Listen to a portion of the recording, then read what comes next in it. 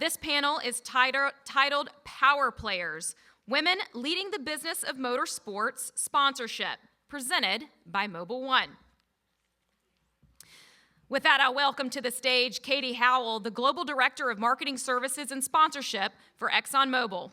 Katie is responsible for the global sponsorship portfolio, including their flagship motorsport sponsorships and technology partner of Oracle Red Bull Racing, Visa Cash App Racing Bulls, NASCAR, and Toyota Gazoo Racing.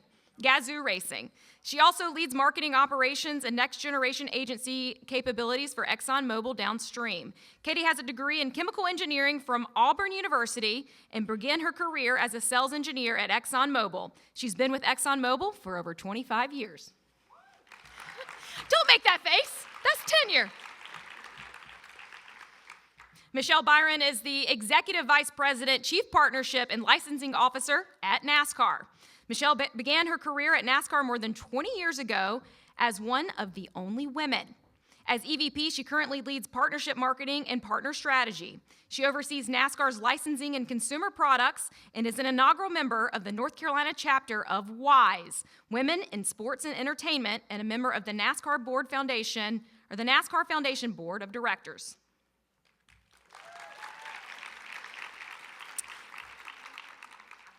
Margo Cooke is the executive head of marketing for North America NTT Data.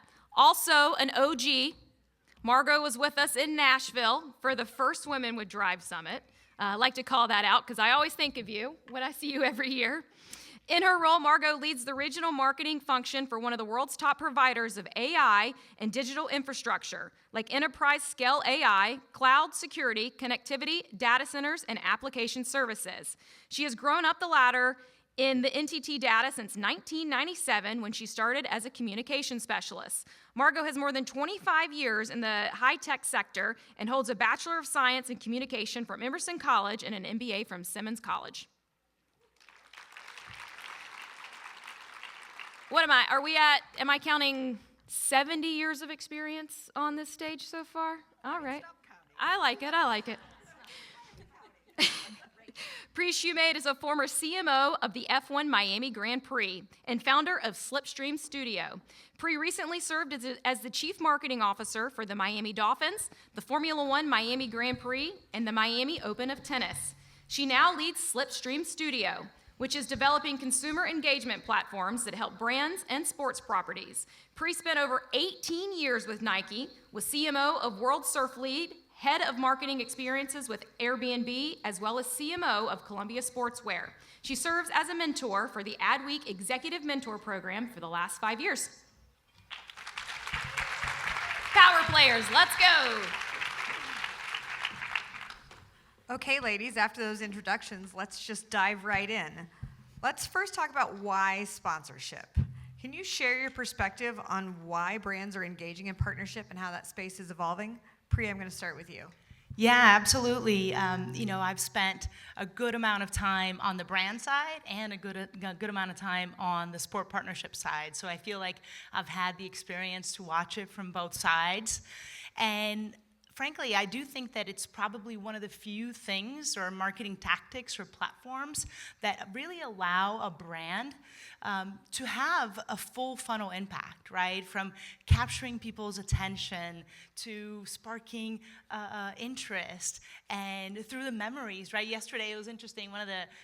As we were at the IMS, I was with a fellow marketer, and she says to me, I just watched this video in that room, which was a really impactful execution. And she's like, I feel like buying a Tag Heuer. Because your brand is smack in the middle of these incredible memories, right? And I think that today, because partnership assets are evolving so much, you also have an opportunity to convert and to really create action from consumers. So I think that it's one of the most complete things that brands can do. And I think that from the sports property side, they can also leverage these amazing brands that come into the fold and have their own audiences as well. So I think that partnerships are it's the way of the future. It's how consumers will connect and create memories with brands and properties, I think. Margo, do you want to share your perspective?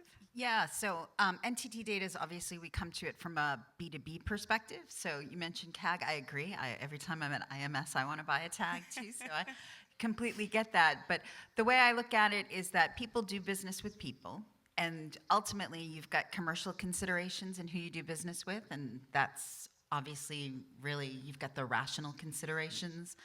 And then you've got the emotional considerations. So I think brands also do business with sponsorships or use sponsorships as part of your marketing mix to hit that emotional, whether it's the affiliation with an athlete.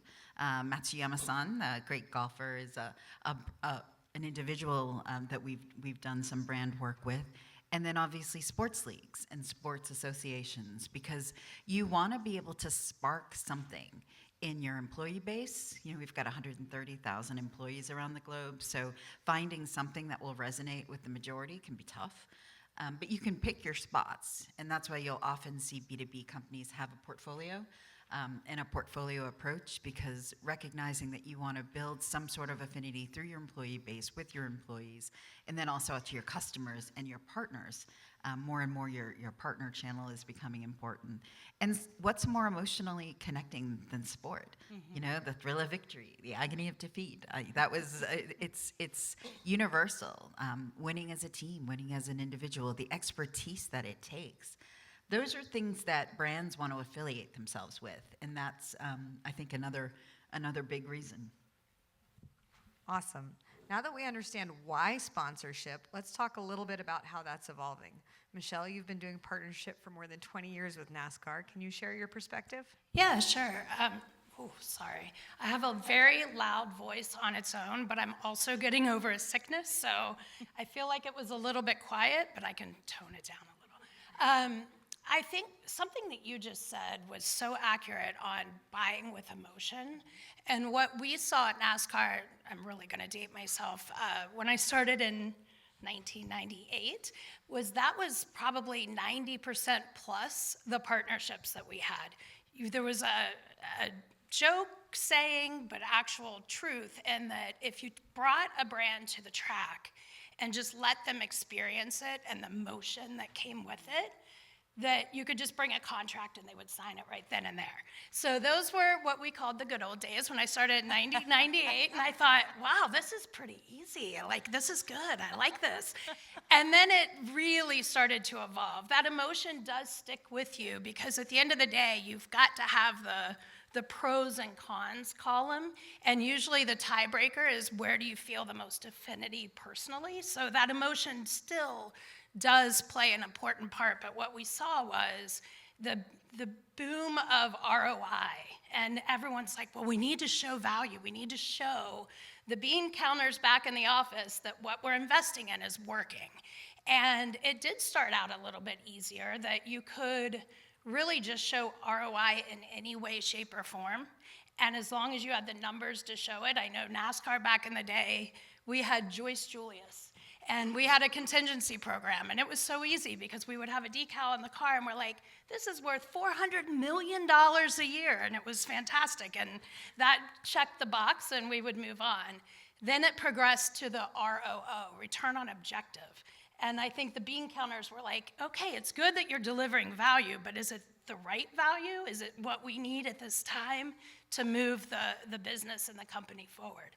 So now we've got return on objective, and we're like, okay, sharpen our pencils a little bit more and start to really, that's when it did get more difficult. It got more challenging, but we were able to really learn about the brands. You can't return on an objective unless you know what that objective is. So now we're seeing that even evolve further, where the objective is great, but it's not a motorsports objective. It's not even a sports objective. It's a global brand objective. So how are we going to connect our sport with global brand objectives? So it just keeps progressing further and further and sharpening our pencils more and more. But what I like is it gives us such a good view and understanding of those brands, which we can't do our jobs if we don't have that.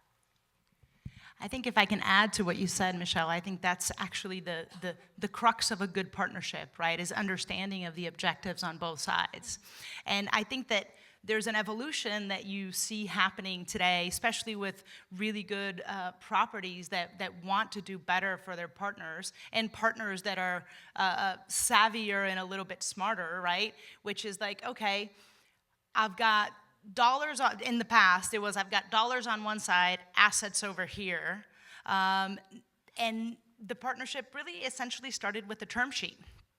Now, there's these conversations where both objectives are understood. You start with an insight and an idea that potentially supports that global brand partner objective, right? And that is the way to build the partnership of the future. You have to start with an insight and an idea versus a term sheet. And I think that there is a lot more that brands and sports properties can exchange versus just money from one side and assets from the other. Oftentimes, a property, in my experience, leveraging the assets of a brand is also one of the ways that you can really grow. As an example, while I was at F1, the Lego partnership happened really, really big this year, right? And so that partnership happened with F1. I was at F1 Miami GP. We were the promoter. We then made a different partnership with Lego, and we leveraged that partnership to actually sell tickets. So, you know, it's different objectives, same partner, but different objectives, different ways to activate. And so I think that that's one of the things that's really important, is really look at both sides, understand both objectives, and don't start with the term sheet. Really start with that idea and that concept that both brands can get behind. And I think Lego had a great activation, so kudos to the team for getting that one done. That was a really, really good one. But the other thing that on your side you have to think about is the fact that the objectives might be changing. So while you want to be aligned and understand the brand and go towards the objective, you also have to recognize that these brands are businesses, oftentimes global businesses. And global businesses right now have these dimensions of impact from the geopolitical, I call it polarity, right? You've got really polarized views on the political spectrum that drive market behavior in a way that is unprecedented. And you combine that with just general economic uncertainty that's happening, and then you add the adoption of artificial intelligence, big part of where our business is, but how many of you have an AI app in your phone that you're using every day? I mean, this is impacting the way that people are learning, the way that people are assessing their healthcare, the way that people are are doing their job, certainly. So you look at those, that's changing businesses, and that's changing businesses' objectives. So you've got to have the roadmap, you've got to understand the brand, and you've got to have enough built-in flexibility to your approach and enough alignment with your approach that you can pivot, that you can say, okay, we're going in this direction, but we need to make a little pit stop here to kind of really double down on this particular area. And for a brand, that could be a different audience that they're bringing out into an activation. That could be a different partnership that they want to showcase through the activation. You know, bringing people to the track, that's the easy part. No offense to, we have the person who runs our hospitality program. It's not easy. Let me just say, it's not easy. But it's the most direct thing that you can measure, but it is certainly one of the most important dimensions of it. But you've got to make sure you got multiple value levers, and I think we'll probably talk a little bit about the dreaded key performance indicators here. Absolutely. I think that driver parade with the Lego cars at the Miami GP was like one of the tentpole moments of the year, so well done. Thank you. That was a highlight for sure. Goosebumps inducing. I mean, yeah. It was amazing. But we have all mentioned results. We have all talked about results. And there's a lot of pressure on results. So as you're thinking about sponsorship, both on the sponsored property side and on the brand side, how do you think about building those long-term brand partnerships as opposed to just doing a quick thing to get that quick hits? Prix, I know you had some thoughts on this. Yeah, you know, I think that one of the things that we learned also in Miami is that oftentimes, you know, your team gets really excited and they have an idea, because that's what we're pushing them to do, is to start with an idea and an insight. And of course, with F1, there's F1 Academy, which is essentially their women's kind of growth grassroots league, right? And our team at F1 Miami GP, which was mostly women, and it was really exciting because it is one of the best GPs in the world, and I kid you not, 80% of the people running it, making decisions and getting it done are all women, which is fantastic. We really got behind the idea of elevating F1 Academy. And so we came up with this idea of something called actually Women Drive, very close to Women with Drive. And we were able to bring folks from F1 Academy, from some of our sponsors that had women leaders. We brought in Vanity Fair. We brought in Together Media, which I think that's one of the important things today as partnerships evolve, is how do you get together with media that can help you tell your story and be there as participants, as partners. And so we brought this whole group together, but we couldn't get a sponsor. Like, we couldn't get anybody to pay for it. And, you know, people were very much like, oh, let's just give up on it.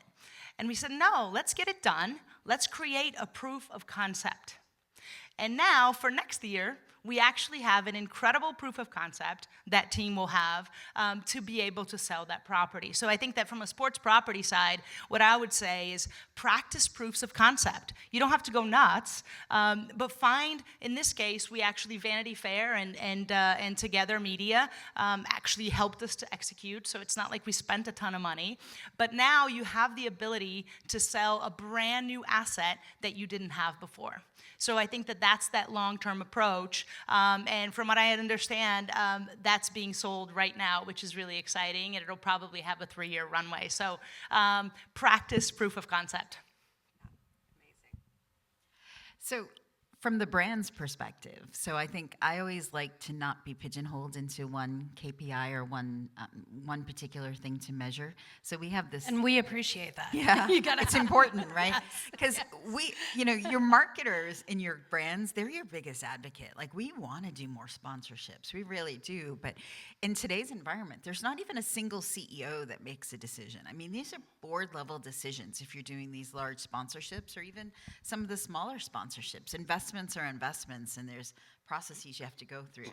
So we call it the 4 R's. So we look at reach, which is the easy stuff to measure. Our friends from Nielsen can help us with that, and I think we'll talk a little more about that. We look at reputation. So is this a sport or an athlete that you want to be affiliated with? You know, this is it brand aligned? You don't want to have a scandal of some sort that impacts your brand negatively. We look at revenue. So that's obviously how we can directly generate revenue through the sponsorship. And then you look at reputation. Did I say reputation? Oh, sorry. Responsibility is the other one. That was a test, see if anybody was listening. So reach, revenue, responsibility. So responsibility is key, because you want, and this is, where the ecosystem, and I'll talk in the IndyCar context, is really important, because if you've got responsibility as a core value and a core objective that you're measuring across your sponsorship portfolio, it's really, really important that we've got diversity programs that we're supporting, whether it's with our partners at Arrow McLaren that we do some diversity programming with, whether it's with IndyCar that we do some diversity program with. It's also important that we can lean into the IndyCar paddock, where we've got our friends at Shell who have really renewable fuel for the racing, which is super important. Our friends over at Bridgestone, Firestone, that have the Waoli tires for the alternate tires, really sustainable materials for that. Really important that you get really creative, so that you're measuring multiple dimensions, and then you're measuring multiple things within those dimensions, so that depending on if the business's challenges change, you can kind of ramp up on one and maybe dial down a little bit on the other. So we have these little dials that we can play around with, because you're right, you don't want to be stuck on just one measurement, because then you're not setting yourself up for success, and you're not building in the flexibility that you need. You miss a lot of opportunities that way. I think for us, it's really a couple of things. One, we've already talked about the need to be nimble and be able to pivot as a brand objectives may evolve or change. There's another side to that too that sometimes gets forgotten, and we are evolving as well as a property, as a sport, and we want to make sure that we're bringing along those brands with our evolution. So whether that's building something that is new and fresh because of something we determined on fan recall and fan sentiment that we need to have, and we think of a brand first to come along with us. So I think that that's one of the pieces that we sometimes have to remind ourselves we're evolving too. So we want to make sure that these brands are always front and center and always stay relevant. The other piece that I would say our team talks about a lot is go deep and wide in the partnership. They may have a team that's working with you. Go a little deeper. Talk about what their diversity is. Talk about their sustainability. Get other advocates or at least just knowledgeable about the partnership, and 9 times out of 10, new ideas come from that. And now you've really diversified your property within their 4 walls, which is hugely important. You know, one thing, sorry, go ahead. Yeah, no, you got to make it sticky. You have to make it so that it's a hard thing to untangle. And one thing as we were prepping for this panel that we talked about is, you know, oftentimes a lot of these deals are done between a partnerships team on the brand side and the partnerships team on the sports property side, and the importance to bring in more folks within those organizations. So we talked about, you know, bringing together marketing and partnerships so that everyone is bought in. You're never like throwing this partnership over the wall and say, hey, can you please execute this? Conversely, on the partnership side, on the brand side, you want to make sure that if it is a partnerships team that's doing that deal versus the CMO, how do you make sure that the CMO is fully bought in, right? So really kind of trying to eliminate some of those silos that exist today still in the partnerships world internally in these organizations is really important for a true great partnership. Absolutely. And I feel all of that, what you just said. I think we've gone deep and we're trying to go wider. Yes, we are. Constant conversations over a 20-year partnership with NASCAR, but I think we also have our partners from Red Bull Racing here today, and we'll actually have 2 of our F1 Academy athletes on the stage later today, which we're super happy about. But it's really been about growing that partnership on the technical side, because, you know, we're not just on the car, we're in the car.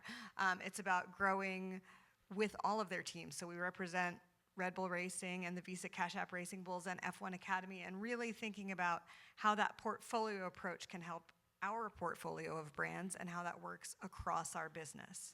And the final thing I'm going to say before I ask another question is, Prix, you started this off with that proof of concept, and I want to call out Michelle Hassinger, who's in the audience today, because very early, sometimes you have to take a chance. When a brand comes to you, or when an offer comes to you as a brand, Michelle was the first one to say, hey, Women in Motorsports North America is going to have a conference, a second conference, and we want to be part of that. And obviously, we've been able to sponsor every year since the second year, and it was because she was willing to take a chance on that idea. Nice. So thanks, Michelle.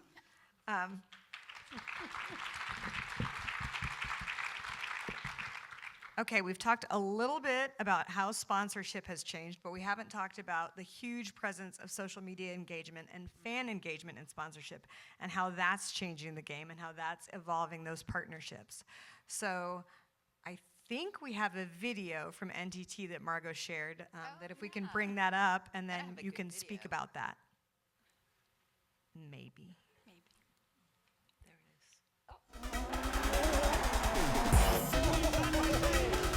As a driver in the NTT IndyCar Series, I love for my fans everywhere, including my home country of Mexico, to stay current on how my season is going. Thanks to NTT Data, the NTT IndyCar Series can reach my fans globally through the IndyCar app. They can follow my every move through real-time race data and media-rich features for every on-track session of every race. Let the IndyCar app powered by NTT Data put you in the driver's seat. See for yourself how NTT Data is helping shape the future of our sport.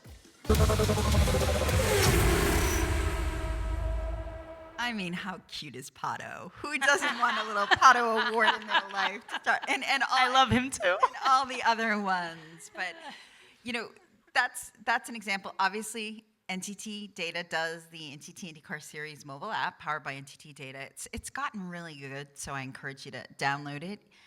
It's the off season. It's got a lot of news in the off season, but it's got a lot of data. And the app itself, we use that in our countries, right? We can have Felix's app in Sweden, where he's doing basically that whole take, where it's just him talking about how people in Sweden can watch him racing through the NTT IndyCar Series mobile app. Same with Pato for our employees in Mexico, and Callum for our employees in England. I mean, it creates a nice continuum for us to be able to target content in a pretty cost-effective way to particular employee groups, to client groups, and whatnot. And it's a great teaser, right? We can use little clips like that to excite and engage. We've got some cool things we do with our team partnership with our McLaren leading up to races. We have kind of a series of data-driven insights. We're a little bit about data-driven insights wherever we're doing. And it kind of creates that red thread for us through our program. But content like that it's important. People consume content differently, and it's really easy for us to do different slices of digital content now and micro-target it. I have a personal story for you. So my son, one of my sons, is 12 years old, and his name is Indy, named after the Indy 500. No joke. And when I told him who I was going to be speaking with, he was really excited about NTT data. That does my heart good. So you've become a consumer brand in my household for my 12-year-old. That's amazing. That is pretty uncommon, so Yeah, that's really good. yeah. We appreciate that. No, he's so into everything, and it's, depending on your level of fanaticism, right, it'll stick with you, and it stuck with him, so pretty awesome. That's awesome. That's awesome. Tell him to go to school and be a tech employee, and then he can come work with us. Absolutely. We're always hiring. So I think that, everything that I would say, everything they said is spot on. I would just say on the NASCAR side, we're very fan first. So fan sentiment and tracking that sentiment within the engagement, they need to have that valuable engagement to bring what a fan loves, whatever their sport and passion may be.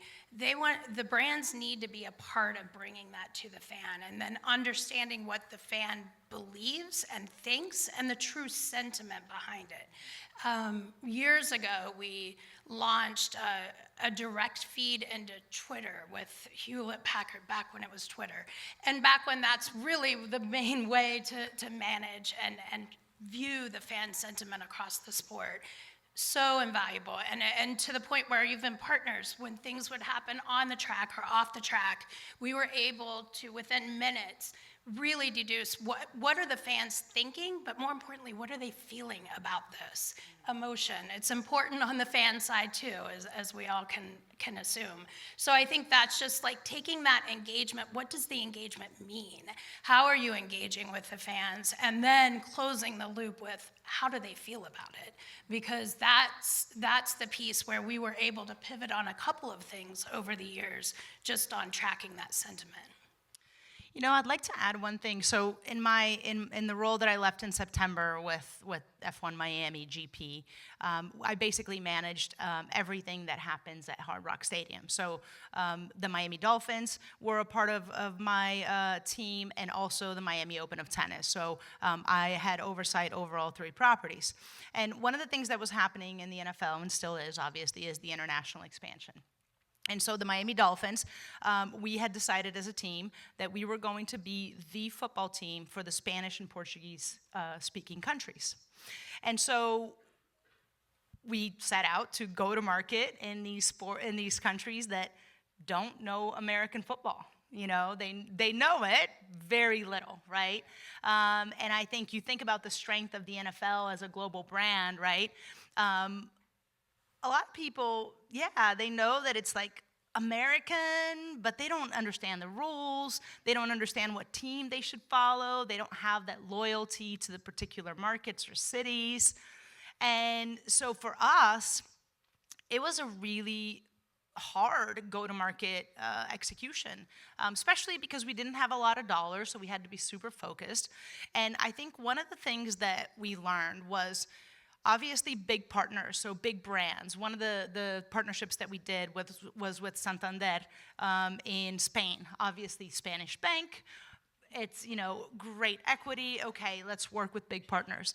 But I think that the other thing, and you talked about social media and influencers, the first thing that I would say really changed the game for us and allowed us to see growth in those markets was having influencers that are authentic to the audiences that we're trying to reach speak on our behalf. Have them come to the US, go to these games, experience the games, share their experience.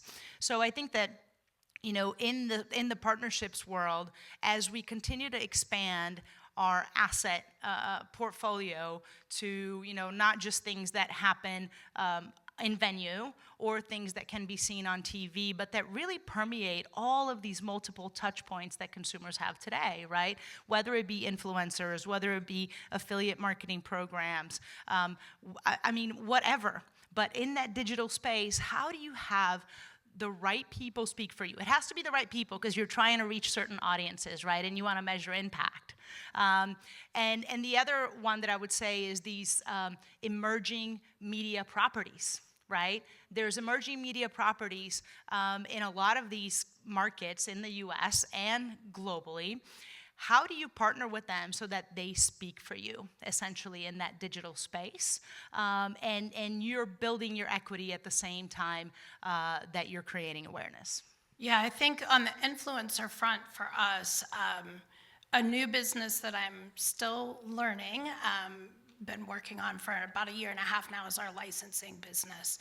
And meeting with fanatics and other key partners in that space, motorsports is having a moment in licensing, all motorsports. And that's really, it's such an anomaly in that world where you have people actively buying product and merchandise to wear as a style, not as a connection to a team or a sport, which that normally doesn't happen. So how do we capitalize on that? And the influencers become a big piece of that.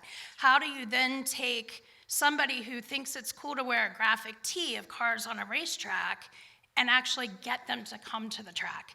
And we feel like the influencer piece is that piece where it pulls them in the right way with the right collabs that we're doing and brings them in through the track, and continuing to have that influencer versus just a quick in and out. They're in for the collab launch, and then they're hosting some sort of hospitality activation, something cool and fun at the track to then pull those people to the racetrack. So I do think that influencers and other areas of the business really need to work together to bring everything to the max value that we can. Because then those influencers have to deliver the value, whether it's a B2C brand, somebody who sells directly to consumers, or a B2B brand. You've got to figure out how to take that value and monetize it for your sponsors to show them another area of measurable results that help with their objectives. So I have a 14-year-old son, and I've always given him NASCAR merch and gear and all that fun stuff. He would wear it when he would go to the track with me, but he wouldn't necessarily wear it to school or around friends. And then suddenly, all of his buddies started wearing it, and they had no idea who was even on their shirts. They just loved it. And so my son Luke pulled everything out, and he's like, all right, this is what I wear now. And now it's great because he's telling them about it. And I would say that we lose sight of the fact that some of the best performing influencers are the peers. They're not necessarily the people that you're spending your entire marketing budget to have come to a track. Right. Those people are important, and you need to do it the right way.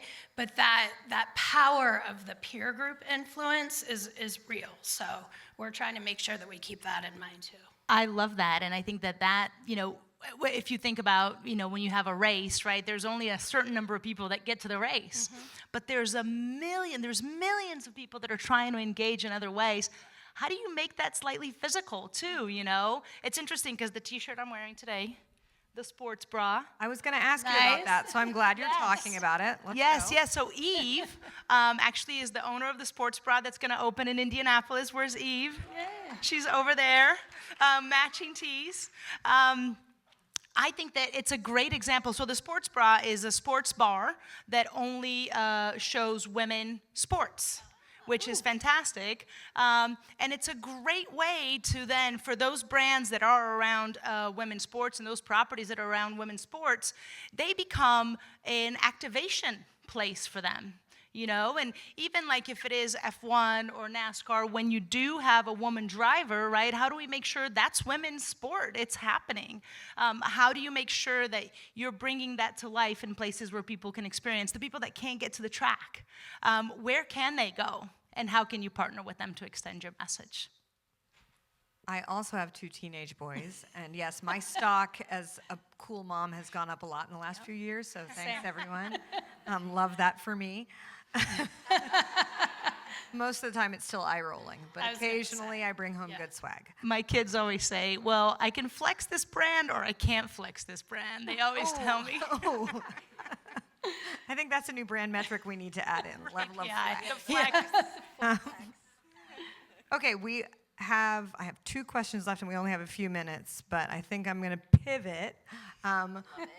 We are the Power Player panel, and we have some women who have navigated some pretty amazing careers. And we have a lot of college students in the audience, a lot of women just beginning on their journey in motorsports. What advice would you give them, or what advice would you give your younger self when you were starting on your career? Who wants to start? I'll start. So there's a lot of things, because there's a lot of things that looking back, I don't think I did the best that I could. But maybe we start with that. Give yourself grace. Don't be so critical. Love it. Love it. But I do think when I started in the 90s, you couldn't even have a sports marketing or a sports administration degree. That didn't exist. So you get your degree and something as close to it as possible. Try to get the experience. And quite frankly, I thought that I would end up in stick and ball sports. Motorsports wasn't even on my radar. I moved to Charlotte to actually start a job with the Hornets. The day I was supposed to be onboarded, signed all my paperwork, the NBA lockout of '98 happened, literally that day. So I found myself in Charlotte with a year-long lease, not knowing anybody, and landed a job at NASCAR that, quite frankly, I thought that I would have for maybe a year or 2 to get some experience, and then fell in love. But I will say, I started out in the automotive aftermarket department, and actually, Jessica from Nielsen is here. She was on the team with me. And we were really the only females, and until Jessica joined, I was the only female. So what I told myself was, you have to prove that you can do this. And in my mind, I was thinking, if I ask for help and a man helps me, it's going to just be assumed that he did it. So I kept my head down, and I think there's an element of that back in the 90s that probably was true. But I just kept doing that. And I never really looked up. I never really collaborated till later in my career, because I thought asking for help would be a sign of weakness. And I was too busy trying to act like I had it all. And I didn't have it all. I didn't know it all, and I needed to learn from other people. And I think once I realized that asking for help is not a sign of weakness, it's a sign of empowerment. And you can empower yourself to learn more and evolve, as we heard earlier. Growing and evolving is key. And I didn't start learning and growing and evolving until I started asking for help. And those wins were so much sweeter when we worked on them together. And I wish I would have known that, or just really felt that and believed that earlier in my career. Retweet that. Love that. That's really good. I would say for advice, take one step in front of the other. You've got to keep moving. You've got to build some momentum for yourself. Don't wait for somebody to open a door for you. Find a door and see if you can give it a little push, and maybe give it a little bigger push. But you've got to take ownership of your career and your path. And if you're not getting the perfect whatever, go with the thing that is the thing that you can do now to move yourself forward. So build some momentum for yourself. Be humble. You got to listen. And then just recognize that imposter syndrome is something we all have. Like, we all wonder, are we good enough? Are we able to do this? Does somebody know more than I do on this topic? Everybody feels that. Everybody feels that. So just do the research, do the work, and keep moving? I love all of those, by the way, and I especially love the give yourself grace. I think it's really important to both push yourself and to give yourself grace. I think this is going to be really personal because it's actually a transition that I'm going through right now. I always worked for big companies, you know, your Nikes of the world. I was there for 17 years, the Airbnb, Columbia, and those were great. I mean, they gave me invaluable experiences. I do think that the world is changing, and because of, you know, all the tools that people have today, there's incredible interest and excitement around emerging brands, even emerging sports properties. One of the other folks that is in the room today is Christina Denny. Where's Christina Denny? I see her over there. She actually is the race director for an emerging women's motocross league. PBR the other day just mentioned they're going to have a women's bull riding series, and I think that in the past it was really, you know, a lot of these things weren't viable, but as we're seeing it today, they are incredibly viable. And I think, you know, in the motorsports space, as we think about some of these emerging leagues and sports properties, I think that look into them, you know, as you're exploring your career, because you could learn so much. It's kind of the mixture between like a motorsports thing and a startup. And I actually think that for the sports properties that are here that are more established, also looking at them for partnerships, you know, I think that there is a all boats rise. I think that emerging brands can do things sometimes that are a little bit riskier because they have less to lose. So from a career perspective, get out there, like try different things, you know, those big established brands are gonna be there, but also take the opportunity to explore and make mistakes, you know, if you go into your career and you're going into something that is unproven, you can always go back to the proven. So I think that that's what I would say is like, just take a risk. Again, very personal because that's what I'm doing now. I literally left, you know, 25 years in the very corporate world to try something independent. But I am having so much fun and I think it's important, something to try. You got this. Yes, thank you, thank you. I'm going to add, trust yourself, trust your gut. They're asking you to do the job, not whoever was doing it before you, whatever dude was doing before you. Even coming into this role, there was a path laid out for me, and I wasn't comfortable with it. And so I recalibrated. I talked to some people as I was learning, and we went a different way. And I have a 60-year-old Welsh man who works for me who's retiring. And he recently said to me that something we worked on, because I trusted my gut instead of the path that was laid out, was one of the proudest things he's worked on in his career. Oh, that's great. Which made me cry a little. Yeah. But like, do the job because they've picked you to do the job. So do it your way, not the way that the other people do it. That's a good one. Guys, I could talk to you all day. Like maybe we leave here and we go get a coffee or something. Yeah. This is amazing. This has been so much fun. Thank you for being here. And thank you. Yeah.